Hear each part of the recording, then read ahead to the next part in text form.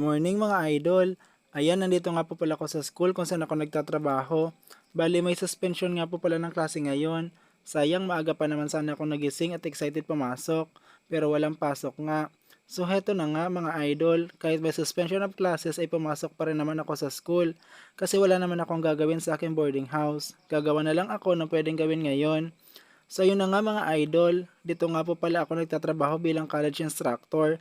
Bali pa 8 months pa lang naman ako nagtatrabaho dito. Napakaganda nga ng school na to mga idol. Bali dito nga din po ako nagpagtapos ng kolehiyo. So mga idol, may mga iilan pa rin mga estudyante na pumasok at di ata inform about sa suspension. Pero maya maya ay umuwi na rin naman sila. At dahil nga naiwan ng katrabaho ko ang susi ng opisina namin ay hindi kami kakapasok kaagad. Nag-online class nga pala ako kaninang umaga kasi kailangan naming maghabol ng discussion. Lalo pa at holiday na naman next Monday. So after nga ay nag-photocopy ako ng aking reference materials na gagamitin sa pagtuturo.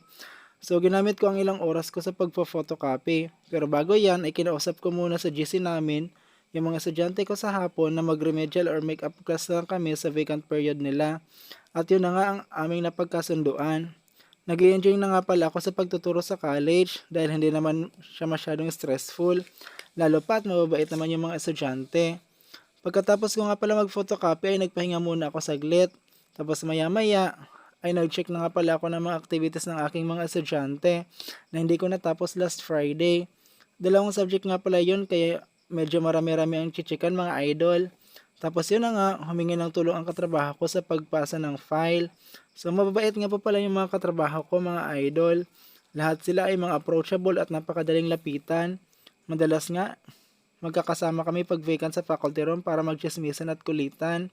Pagkatapos nga mag-check ay nirecord ko na yung mga nakuha course para may balik na sa mga bata yung mga papel nila.